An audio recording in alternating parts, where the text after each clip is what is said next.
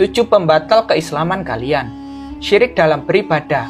Syirik adalah perbuatan tercela yang dilakukan seseorang dengan menyekutukan Allah Subhanahu wa taala. Ia menyembah, berdoa dan beribadah kepada selain Allah.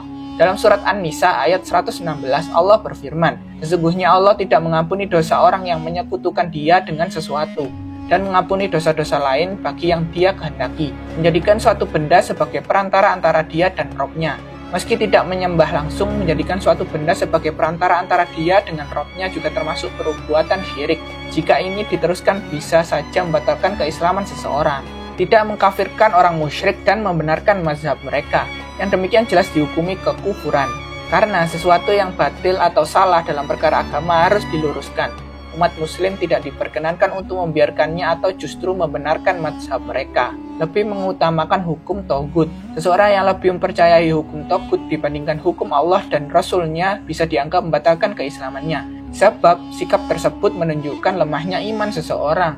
Ia tidak mempercayai Tuhannya dan utusan yang dikirim kepada umat manusia. Tidak menyukai dan membenci sunnah Rasulullah SAW. Perkara satu ini termasuk kafir secara ijma. Dalam surat Muhammad ayat 28, Allah Subhanahu wa taala berfirman, yang demikian itu adalah karena sesungguhnya mereka mengikuti apa yang menimbulkan kemurkaan Allah dan karena mereka membenci apa yang menimbulkan keridhoannya. Sebab itulah Allah menghapus pahala amal-amal mereka. Mengejek atau memperolok agama Islam.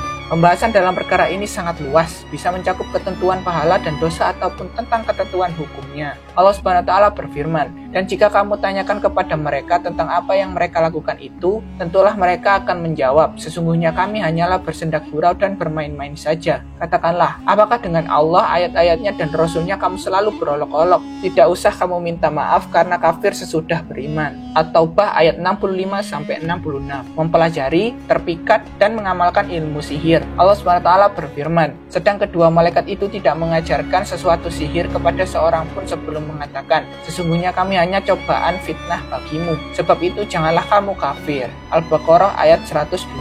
Wallahu a'lam bishawab.